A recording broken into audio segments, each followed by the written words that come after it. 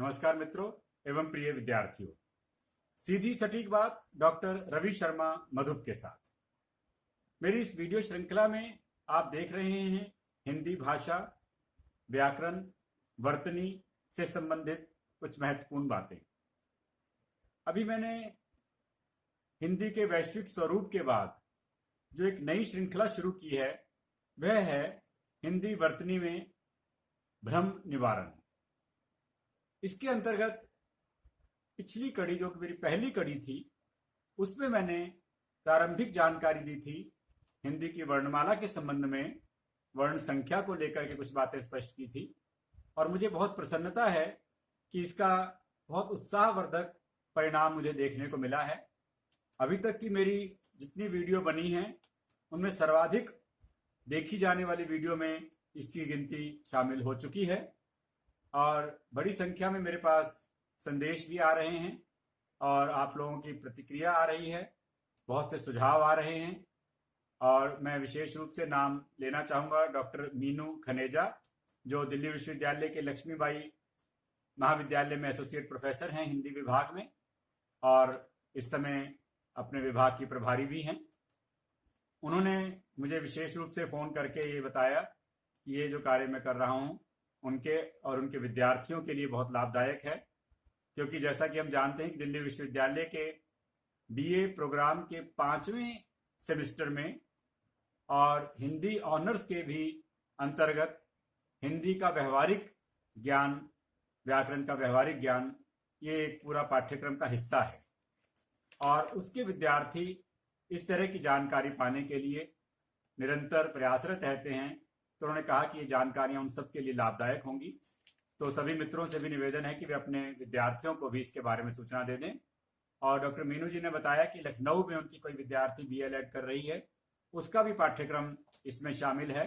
और यह मैं जानता हूं कि जो IAS का जो परीक्षा होती है उसमें हिंदी का जो प्रश्न पत्र है उसमें हिंदी भाषा का जो हिस्सा है उसमें भी व्याकरण और वर्तनी को लेकर के पूरा विस्तार से वहाँ प्रश्न आते हैं। तो मेरा प्रयास रहेगा कि इन सभी अपेक्षाओं को पूरा करूं मैं और जो भी इसमें भ्रम हैं उन्हें भी दूर करूं और जो जानकारियां स्पष्टता के साथ मिलनी चाहिए विद्यार्थियों को और हमारे मित्रों को वह भी देने का प्रयास मैं करूंगा। और इसमें कोई संदेह नहीं है कि जो हमारे शिक्षक मित्र हैं जो विभिन्न स्तरों पर शिक्षण कर रहे हैं, चाहे वे विद्यालयों में प्राथमिक शिक्षक हैं, माध्यमिक हैं, उच्च माध्यमिक हैं या हमारे महाविद्यालयों और विश्वविद्यालयों में जो हमारे मित्र साथी कार्य कर रहे हैं, उनके लिए भी ये जानकारियां निश्चित रूप से लाभदायक होंगी, महत्वपूर्ण होंगी, ऐसा मेरा विश्वास है। तो आज मैं सीधे सीधे इस विषय को आगे बढ़ा रहा हूं जिसके अंतर्गत हमने पिछली बार कुछ बातें की थी और मैं इन बातों को आगे लेकर के आज चल रहा हूं। तो आप देख सकते हैं मैंने इसके अंतर्गत ये कुछ तैयार किया है बोर्ड पर, तो आप इसको देखेंगे।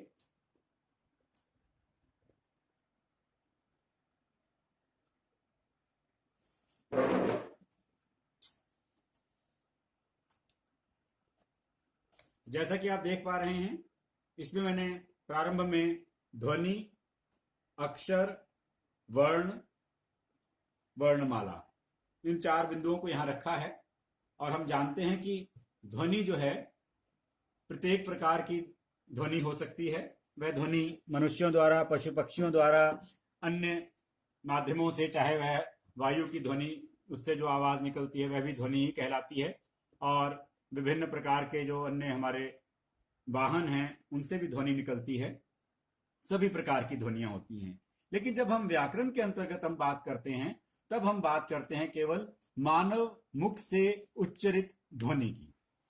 इसी का संबंध हमारे अक्षर और वर्ण के साथ है, इसलिए यहां विशेष रूप से ध्वनि का संबंध है मानव मुख से उच्चरित ध्वनि। हम ताली बजा करके भी संकेत करते हैं, जैसे हमने हाथ से ताली बजाई तो हम देखते हैं कि इससे भी एक ध्वनि निकल रही है।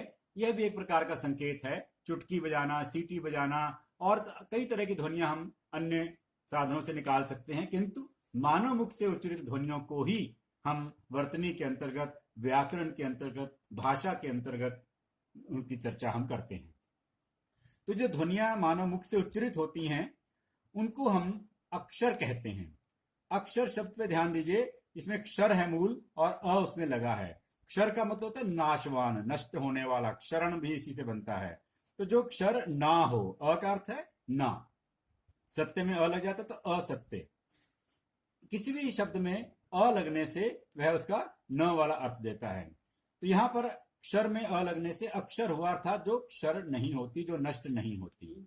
और हम सब जानते हैं कि हमारे मुख से उच्चरित ध्वनियां इस वायुमंडल में सदैव विद्यमान रहती हैं, और उसी का लाभ उठा करके आप देखते हैं कि जो नए साधन हमारे बने हैं, चाहे वह टेलीफोन हो, चाहे टेलीविजन हो, रेडियो हो, वे सभी उन ध्वनियों को पकड़ते हैं और उन्हें एक विशेष माध्यम से परिवर्तित करते हैं, और दूसरा व्यक्ति एक विशेष माध्यम की सहायता से उन्हें सुन पाता है। तो अर्थात ये ध्वनियां अक्षर हैं, नष्ट नहीं होती हैं। अब इन ध्वनियों को ही हम जब व्याकरण के अंतर्गत देखते हैं तब हम इन्हें वर्ण कहते हैं। वर्ण को भाषा की लघुतम इकाई, सबसे छोटी इकाई कहा जाता है। क्यों कहा जाता है?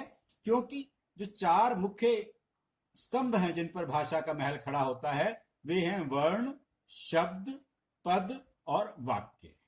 इसमें लघुतम अर्थात सबसे लघु, सबसे छोटी इकाई है वर्ण, जिसके और टुकड़े नहीं किए जा सकते, इसलिए इसको लघुतम इकाई कहते हैं। इन वर्णों का एक क्रमबद्ध रूप वर्णमाला कहलाता है। यहां क्रमबद्ध रूप होना आवश्यक है। किसी भी भाषा की वर्णमाला को आप देखें, उसमें एक निश्चित क्रम होता है। ए अंग्रेजी में देखें तो ए के बाद बी, सी, डी क्रम से आते हैं। इसी प्रकार हिंदी में भी ये क्रम से आते हैं, अन्य सभी भाषाओं में भी ये किसी ना किसी क्रम से ही आते हैं, और अधिकतर भारतीय भाषाओं में इनका जो क्रम है वह इसी प्रकार से मिलता जुलता है, जो कि संस्कृत पर आधारित है, संस्कृत से लिया गया है। हम पहले भी बता चुके हैं कि हिंदी की पूरी वर्णमाला हमने संस्कृत से ग्रहण की है, और उसमें आवश्यकता अनुसार कुछ परिवर्तन, कुछ संशोधन किए हैं, जिसको हम कह सकते हैं कि संस्कृत का सरल रूप, विकसित रूप हिंदी बना है। तो उस दौरान बहुत से परिवर्तन हुए, उन परिवर्तनों को हमने आवश्यकता अनुसार समय समय पर हिंदी की वर्णमाला में भी शामिल किया। उदाहरण के लिए मैंने पिछली बार बताया था कि जब मैं विद्यालय में पढ़ने गया उस समय मुझे 13 स्वर पढ़ाए गए थे, लेकिन आज हम कहते हैं कि 11 स्वर हैं हिंदी में। तो आपके मन में प्रश्न था कि वे 2 स्वर कौन से थे जो हट गए और हटकर कहां गए? इसका उत्तर मैं अभी आपको कुछ ही देर में देने वाला हूं। फिलहाल मैं आपको बता रहा हूं कि हिंदी में जो वर्गीकरण है ये बहुत ही वैज्ञानिक आधार पर किया गया है, और इसमें स्वरों को अलग अलग आधारों पर बांटा गया है, विभाजित किया गया अध्ययन की दृष्टि से। उनमें एक जो महत्वपूर्ण आधार है, जिसको हम प्राय व्याकरण की पुस्तकों में भी देखते हैं और बच्चों को पढ़ाते हैं, वह आधार है इनके उच्चारण में जो समय लगता है वह। इनके उच्चारण में एक मात्रा समय जब लगता है तब हम उन स्वरों को कहते हैं ह्रस्व। ह्रस्व का मतलब कम, छोटा, अल्प। जिन स्वरों के उच्चारण में कम समय लगे, अल्प समय लगे, उन्हें हम ह्रस्व स्वर कहते हैं। हिंदी में 4 स्वरों को ह्रस्व स्वर कहा जाता है। ये हैं अ, इ, उ, री। अब आगे चलते हैं। जिन स्वरों के उच्चारण में अ की तुलना में दुगना समय लगे वह हो गया आ। ह्रस्व से दुगना समय लगे वे स्वर हो गए दीर्घ। दीर्घ का अर्थ होता है बड़ा, दीर्घ का अर्थ होता है अधिक। यहां पर बड़े का अर्थ है अधिक समय में उच्चरित होने वाला स्वर। स्वर जो है स्वतंत्र हैं। ध्यान दिए, स्वर और व्यंजन के अंतर की जब हम बात करते हैं तो स्वर स्वतंत्र ध्वनियां हैं, इनका उच्चारण बिना किसी की सहायता से होता है, जबकि व्यंजन वे ध्वनियां हैं जो स्वर की सहायता से उच्चरित होती हैं। इसलिए इसकी परिभाषा में ही ये बात निहित है कि स्वर जो है स्वतंत्र ध्वनियां हैं, स्वतंत्र उच्चरित ध्वनियां हैं, जबकि व्यंजन स्वर की सहायता से उच्चरित ध्वनियां हैं। ध्वनि, ध्यान दीजिएगा, ध्वनि अर्थात मानव मुख से उच्चरित ध्वनि। तो इस प्रकार हम देखते हैं कि अ का दीर्घ रूप है आ। अ मिलके आ बन गया, ई मिलके ई बन गया, उ मिलके ऊ बन गया। इस री का भी संस्कृत में दीर्घ रूप है, री मिलके री बन जाता है दीर्घ में, लेकिन हिंदी में इसका प्रयोग नहीं होता, क्योंकि ऐसे कोई शब्द हिंदी में प्रयोग में नहीं आ रहे हैं। इसलिए हिंदी में हम इसका दीर्घ रूप नहीं पढ़ते हैं, नहीं बताते हैं। इसके बाद ए और ओ औ, इनके बारे में आपको मैं बताऊंगा। एक और आधार पर भी इनके भेद होते हैं, मैं उसकी ओर भी अभी आपको बताऊंगा। फिलहाल हम इनको दीर्घ स्वरों में ही रख रहे हैं, क्योंकि इनका उच्चारण भी दो मात्रा समय में हो रहा है। अ और इ के मेल से ए बनता है, ठीक है। अ और ई के मेल से ए, और अ और ए के मेल से ए बनता है। अ ई ए, अ ए ए, अ उ ओ, अ ओ औ। ये जो है एक और आधार पर इनका वर्गीकरण होता है, उसमें इनको मूल स्वर कहते हैं, इन्हें दीर्घ स्वर कहते हैं, और इन्हें संयुक्त स्वर कहते हैं। तो ह्रस्व स्वर के स्थान पर एक और आधार पर उनको मूल स्वर कहते हैं। तो मूल स्वर 4 होते हैं। दीर्घ स्वर संस्कृत में 4 होते हैं, हिंदी में 3 होते हैं, इन तीनों का ही दीर्घ रूप। और इन 4 को संयुक्त स्वर भी कहा जाता है। जैसा मैंने अभी बताया, ये दो भिन्न स्वरों के मेल से बनते हैं, इसलिए एक अन्य आधार पर इन्हें संयुक्त स्वर भी कहते हैं। लेकिन सामान्यतः व्याकरण की पुस्तकों में विद्यालय स्तर पर हम इन्हें केवल ह्रस्व और दीर्घ में ही विभाजित करते हैं। यही मैं एक और भ्रम दूर करना चाहूंगा, एक और विवाद का भ्रामक बिंदु है। बहुत सी पुस्तकों में स्वर के 3 भेद लिखे होते हैं और वहां तीसरे भेद के रूप में प्लुत स्वर लिखा होता है। तो मेरा यहां स्पष्टीकरण विशेष रूप से आप नोट कर लें, ध्यान से समझ लें। प्लुत कोई स्वतंत्र स्वर नहीं है, क्योंकि ध्यान दीजिए 11 स्वरों में 4 और 7 मिलकर 11 हो गए। तो अगर प्लुत स्वर होते तो उनकी कोई तो संख्या होती ना, 1 2 कुछ तो होने चाहिए थे। तो उस स्थिति में यहां पे 11 से अधिक होने चाहिए थे, या इनमें से कुछ कम होने चाहिए थे, जो कि नहीं है। अर्थात प्लुत इनमें से नहीं है, कोई भी स्वर का भेद नहीं मानेंगे इसको। तो प्लुत क्या है, क्यों उसको प्लुत को माना जाता है अलग स्वर के रूप में? बहुत सी पुस्तकों में ऐसा लिखा देखेंगे आप कि प्लुत जो है ओ और म के बीच में एक 3 जैसा लिखा होता है, ओम। तो वहां कहते हैं कि प्लुत जो है, जिसकी उच्चारण में 3 मात्रा समय लगे, उसे प्लुत स्वर कहा जाता है। ऐसा पुस्तकों में लिखा देखा है मैंने, आपने भी देखा होगा। तो इस मान्यता को मैं बदलना चाहूंगा, सुधारना चाहूंगा। मैं ये बता दूं कि प्लुत स्वर कोई अलग स्वर नहीं है। किसी भी दीर्घ स्वर को जब 2 मात्रा से अधिक समय लगाकर उच्चरित किया जाए तो वह स्वर की वह स्थिति विशेष प्लुत हो जाती है, और इसमें 3 मात्रा समय ही लगे यह आवश्यक नहीं है। हो सकता है कि हम उसका उच्चारण ज्यादा लंबा करें तो वह 3 मात्रा से ज्यादा 4 मात्रा, 5 मात्रा, 10 मात्रा, 20 मात्रा भी हो सकता है। उदाहरण के लिए एक हम बोलते हैं ओम। जब हम सामान्य ओम बोलते हैं तो ओ में 2 मात्रा, उसके पश्चात म, ओम। उसके बाद हम बोलते हैं ओम। तो यहां हमने ओ में इसको और ज्यादा दीर्घ से भी ज्यादा समय उच्चरित किया, और फिर हम म पर पहुंचे तो हमने यहाँ पे 3 लगा देते हैं, और कभी कभी 2 बिंदु लगा देते हैं, कभी कभी एक अंग्रेजी के एस जैसा निशान लगाते हैं ओ और म के बीच में। अर्थात वहां इस ओ के जो उच्चारण की अवधि है वह निर्धारित नहीं है, निश्चित नहीं है। और यदि कोई बहुत ज्यादा सांस रोक करके, प्राणायाम करके ओम का उच्चारण करे, जैसे बाबा रामदेव जी करते हैं, तो हो सकता है कि वे 10 से 20 मात्रा समय भी ले ले। उदाहरण के लिए ओ।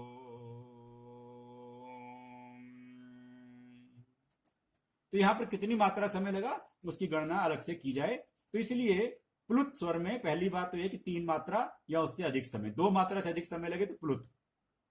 दूसरी बात ध्यान दीजिए, कोई भी स्वर दीर्घ स्वर प्लुत हो सकता है।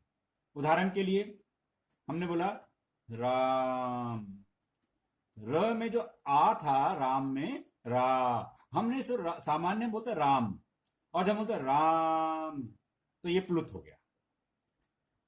लड़की, ई के बाद में हमने जो सामान्य लड़की में बोलते हैं, ई को हमने और दीर्घ से ज्यादा समय दे दिया, लड़की।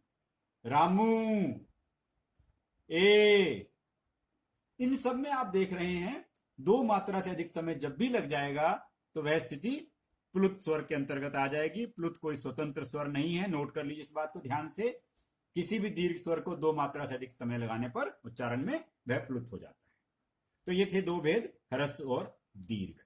एक अन्य आधार पर मैंने बताए मूल स्वर, दीर्घ स्वर और संयुक्त स्वर। उस स्थिति में इन चारों को हम संयुक्त स्वर मानते हैं, क्योंकि ये 2 अलग अलग स्वरों के मेल से बने हैं। अब हम आगे बढ़ते हैं। व्यंजन की ओर जाने से पहले मैं यहां पर उन दो स्वरों की बात करना चाहता हूं जिनको हमें स्वर के अंतर्गत पढ़ाया जाता रहा है परंपरागत रूप से संस्कृत की वर्णमाला के आधार पर। वे थे अंग और अह। ये अंग और अह को आप देख पाए, ये अनुस्वार के रूप में हम इसको जानते हैं अंग, और विसर्ग के रूप में जानते हैं अह। ये अनुस्वार और अह को पहले हमारे यहां पर औ के बाद संस्कृत की वर्णमाला के अनुरूप हमें यहां पर 13 स्वर पढ़ाए जाते थे, किंतु हिंदी की वर्णमाला में मानक वर्तनी के अंतर्गत, जो मैं पहले बता चुका हूं कि भारत सरकार के केंद्रीय हिंदी निदेशालय द्वारा समय समय पर वर्तनी के मानकीकरण के जो प्रयास किए जाते हैं, मैं आपको ये पुस्तिका दिखाना चाहता हूं। आप देख सकते हैं इस पुस्तिका को। ये भारत सरकार के केंद्रीय हिंदी निदेशालय द्वारा इस प्रकार की पुस्तिका समय समय पर प्रकाशित की जाती है। मैं जो भी बातें बता रहा हूं इसी के आधार पर बता रहा हूं, क्योंकि ये मानकीकरण का कार्य किया गया है और ये भारत सरकार के द्वारा किया गया, उसके निदेशालय के द्वारा किया गया है, और इससे एक रूपता आएगी और जो मनमाने प्रयोग हैं उन्हें आप रोक सकते हैं। तो इसको प्रमाण के रूप में आप देख सकते हैं। तो वहां पे उन विद्वानों ने इसमें से इस अंग अ को हटा करके एक अलग वर्ग में रख दिया। इस वर्ग का नाम रखा अयोगवाह। अयोगवाह। अयोगवाह के अंतर्गत 3 ध्वनियों को शामिल किया गया है। इनमें 2 ध्वनियां जो संस्कृत में अंग अ स्वरों में रखी जाती थी उन 2 को ले लिया, और तीसरी ध्वनि इसमें अनुनासिक को ले लिया, जो कि अनुनासिक जिसको हम चंद्र बिंदु के रूप में जानते हैं। अनुस्वार और अनुनासिक को लेकर के बहुत भ्रम है। मैं इन पर अलग से चर्चा करूंगा उदाहरण देकर के, क्योंकि अपने आप में पूरा एक विषय है। इस पर मैं बाद में बात करूंगा। अभी केवल इतनी बात आप याद कीजिए, रखिए कि ये अनुस्वार और विसर्ग अब स्वरों में नहीं गिने जाते। तो स्वर 11 हैं, 13 नहीं। ये भ्रम आप दूर कर लीजिए आज कि स्वर हिंदी में 11। अब आए व्यंजन पर। जैसा कि मैंने बताया कि जिस समय मैं विद्यालय में पढ़ने गया तो मुझे व्यंजन 33 पढ़ाए गए थे, और उसमें 3 व्यंजन और आखिर में जोड़े जाते थे, जिनको हम अब संयुक्त व्यंजनों में एक अलग वर्ग में रखते हैं। तो वहां पर हमें 36 व्यंजन पढ़ाए गए थे, लेकिन अब हम 33 पढ़ा रहे थे कुछ समय पहले तक, अब हम 35 व्यंजनों की बात कर रहे हैं। ये बहुत महत्वपूर्ण बात है, आपको ध्यान रखनी है कि 33 से 35 कैसे हुए और 33 व्यंजन कौन से हैं, उनको किस प्रकार से हम किन वर्गों में रखते हैं। तो ध्यान दीजिए, इसमें सबसे पहले स्पर्श व्यंजनों को हम कई आधारों पर यहां भी वर्गीकरण है। मैं सबसे प्रचलित आधार को ले रहा हूं, अन्य आधारों पर भी मैं आगे चर्चा करूंगा। आज मैं केवल इतना ही अपने आज के सत्र में ले रहा हूं। 25 स्पर्श व्यंजन जो क, च, ट, त और प वर्ग कहते हैं इनको। क वर्ग, च वर्ग, ट वर्ग, त वर्ग, प वर्ग। और विद्यार्थियों को याद कराने के लिए हम प्राय कचट तप, क, च, ट, त, प, ये क्रम याद करने के लिए, ताकि उनको याद रहे कि किस क्रम से इनको हमने लिखना है, किस क्रम से इनको हमने ढूंढना है। शब्दकोश हम नहीं देख पाते। क्यों नहीं देख पाते? हमें इन वर्णों का क्रम याद नहीं होता है। तो इन वर्णों का क्रम याद करना प्रत्येक विद्यार्थी और प्रत्येक हिंदी शिक्षक के लिए अनिवार्य है। तो आप ध्यान दीजिए, ये 25 व्यंजन स्पर्श व्यंजन है। इनका उच्चारण स्थान मैं अगली वीडियो में बताऊंगा, क्योंकि ये बहुत सी बातें इसमें आएंगी। अभी केवल इतना ध्यान दीजिए कि स्पर्श का मतलब छूना। ये व्यंजन किसी ना किसी वाक इंद्री को स्पर्श करते हुए उच्चरित होते हैं, इसलिए इन्हें स्पर्श व्यंजन कहते हैं। और इनका वर्गीकरण बहुत वैज्ञानिक आधार पर हुआ है, वह मैं आगे स्पष्ट करूंगा। इसके पश्चात 4 व्यंजनों को य, र, ल, व, आप देख पा रहे हैं इनको, य, र, ल, व, इनको अंतस्थ कहते हैं, अंतस्थित। यहाँ पे अंत में विसर्ग भी हम लगा सकते हैं, मैं इसमें लगा ही देता हूं क्योंकि और भ्रम दूर हो जाएगा इससे। अंतस्थ अर्थात अंत मतलब भीतर, बीच में, स्थ मतलब स्थित। ये स्वरों और व्यंजनों के बीच में स्थित माने गए हैं। हमारे पूर्वज वैज्ञानिकों ने अध्ययन करके इन्हें पाया कि ये य और व को अर्ध स्वर भी कहा जाता है। ये स्वर और व्यंजन के बीच में है। इनके कुछ स्वर जैसे हैं, कुछ और इनका उच्चारण, और कुछ व्यंजन जैसा उच्चारण है। ना पूरी तरह स्वर है, ना पूरी तरह व्यंजन है, इसलिए इनको अंतस्थ कहा गया है। इसके पश्चात 4 आते हैं ऊष्म व्यंजन। ऊष्म, ऊष्मा, ऊष्मा रगड़ से उत्पन्न, ऊष्मा गर्मी। हम हाथों को रगड़ते हैं, इससे ऊष्मा उत्पन्न होती है। इसी प्रकार हमारे पूर्वज ऋषि मुनियों ने यह अनुमान लगाया कि इनका उच्चारण करते समय जो वायु निकलती है वह हमारे इन वाक अंगों से रगड़ खाकर घर्षण करते हुए निकलती है और ऊष्मा उत्पन्न करती है। इसलिए इन चार को ऊष्म व्यंजन कहा गया। ये हैं श, श, स, ह। इनका भी उच्चारण अभी मैं इस पे और आगे बात करूंगा, इनको किस आधार पे पढ़ाएं। यहां पंचमाक्षर को लेकर भी हमारे साथी अक्सर प्रश्न करते हैं कि इनका उच्चारण कैसे करें। ये मैं आगे अपनी वीडियो में बताऊंगा कि इनको कैसे पढ़ाएं, बच्चों को कैसे इनका उच्चारण हो सकता है। इनका उच्चारण को लेकर बहुत अशुद्धियां, बहुत भ्रम है, मैं उन्हें दूर करने का प्रयास करूंगा। और इसमें अंत में जो सारा खेल मैं आपको बताना चाह रहा हूं वह है अड़ और अढ़। ये दो ध्वनियां आप देख रहे हैं, अड़ और अढ़, ये संस्कृत में नहीं थी। इसलिए संस्कृत की वर्णमाला के आधार पर इसे हमने अपनी हिंदी की वर्णमाला में शामिल नहीं किया था। यहां तक 33 व्यंजन होते हैं, 25 और 4 29 और 4 33। इन दो को अभी आप 1 मिनट के लिए छोड़ दें तो 33 ये व्यंजन है। और इसमें 3 संयुक्त व्यंजन पढ़ाकर जोड़कर हमें 36 पढ़ाए जाते थे। अब मैं आपको बता रहा हूं 35 हैं ये, क्योंकि हमने संयुक्त व्यंजनों को यहां से हटा दिया है, उनको एक अलग उसमें चर्चा करेंगे। तो यहाँ पे ये अड़ और अढ़ जो पहले संस्कृत की वर्णमाला में ना होने के कारण हिंदी की वर्णमाला में शामिल नहीं किए जाते थे, अब इन्हें विधिवत रूप से हिंदी की वर्णमाला में शामिल कर लिया गया है। और इसके स्थान को लेकर के कुछ भ्रम और कुछ विवाद रहे हैं। कभी इन्हें ह के बाद लिखा जाता है, जैसे मैंने अभी यहां पर लिखा है, और कभी इन्हें टवर्ग में यहां पर ट ठ ड ढ अण के बाद यहां पर लिख दिया जाता है।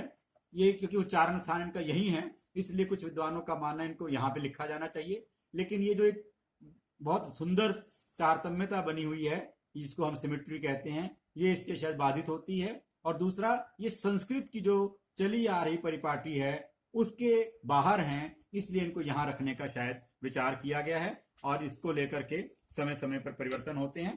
ये जो मैं आपको दिखा रहा हूं, इसमें आप देख सकते हैं कि इनका स्थान जो है यहां पर ड़ और अढ़ को ह के पश्चात रखा गया है। इनको मूल व्यंजन माना गया है। इस प्रकार हिंदी की वर्णमाला में मूल व्यंजन 35 हैं, 33 नहीं हैं, 36 भी नहीं हैं। ठीक है। और स्वर भी आप देख सकते हैं यहां पर, इन स्वरों की संख्या 11 है, 13 नहीं है। औ के बाद स्वर यहां शामिल नहीं हुए हैं। इस प्रकार ये बताया गया है कि इस तरह हिंदी वर्णमाला में मूलतः 11 स्वर और 35 व्यंजन हैं। तो मैं जो भी बातें बता रहा हूं वह आपको भारत सरकार के केंद्रीय हिंदी निदेशालय द्वारा बनाई गई समिति के आधार पर, निर्णयों के आधार पर बना रहा हूं। किसी मनमानी किसी व्यक्ति की या किसी मेरी मान्यता के आधार पर नहीं बता रहा हूं। तो इस प्रकार ये 35 और 11 मिलकर के कुल बनते हैं 46 वर्ण। तो हिंदी की वर्णमाला में हो गए 46 वर्ण। अब हम आगे बढ़ते हैं, जिसको और आगे हम अगली वीडियो में स्पष्ट करेंगे। आगत ध्वनियां। आगत ध्वनियों में नुक्ता और अर्धचंद्र हैं। नुक्ता 5 ध्वनियों के लिए प्रयोग होता है। ये ध्वनियां अरबी फारसी से हिंदी में आई हैं। इनकी क्या आवश्यकता है, क्या महत्व है, इनके प्रयोग ना करने से किस तरह की परेशानियां होती हैं, इन पर हम बात करेंगे आगे। और अर्धचंद्र क्या है, कहां से आया, क्या इसकी आवश्यकता है, क्या इसका महत्व है, क्यों इसको हमने अपना लिया है, इस पर भी मैं आगे चर्चा करूंगा। पूरा एक अलग से आगत ध्वनियों पर हम बात करेंगे। आज मैं आपके सामने जो भ्रम निवारण कर पाया हूं वह यह कि प्लुत कोई भेद नहीं है स्वरों का। ये बात आप अच्छे से समझ लीजिए। स्वरों की संख्या 11 है, व्यंजन की संख्या 33 या 36 नहीं है, 35 है, और 46 मूल वर्ण है हिंदी की वर्णमाला में। इतनी बात अगर आपको ध्यान रहे तो ये मेरा प्रयास यहां तक का आज सफल होगा, सार्थक होगा। और इसमें बहुत सी बातें हैं, अभी इनके उच्चारण स्थान को लेकर के मैं बात करूंगा और अगली आगामी कड़ियों में। तो मित्रों, इसी के साथ आज की मैं इस कड़ी को यहां समाप्त करना चाहूंगा। और मुझे आशा है कि आप मेरी इन बातों का जो जानकारियां मैं आपको दे रहा हूं, जो भ्रम निवारण का प्रयास मैं कर रहा हूं, इससे आप लाभान्वित होंगे और अपने ज्ञान को और भी अद्यतन, स्पष्ट बना पाएंगे। इसी उद्देश्य से यह कार्य मैं कर रहा हूं। और इसमें जो भी आपके मन के प्रश्न हो, आप YouTube पर मेरे चैनल में इस वीडियो के बाद उन प्रश्नों को भी लिख सकते हैं, और मैं प्रयास करूंगा कि उन प्रश्नों के उत्तर आगामी वीडियो में मैं दे पाऊं। तो इसी के साथ आज के इस वीडियो को मैं यहीं समाप्त करता हूं। तो देखते रहिए सीधी सटीक बात डॉक्टर रवि शर्मा मधुप के साथ। नमस्कार।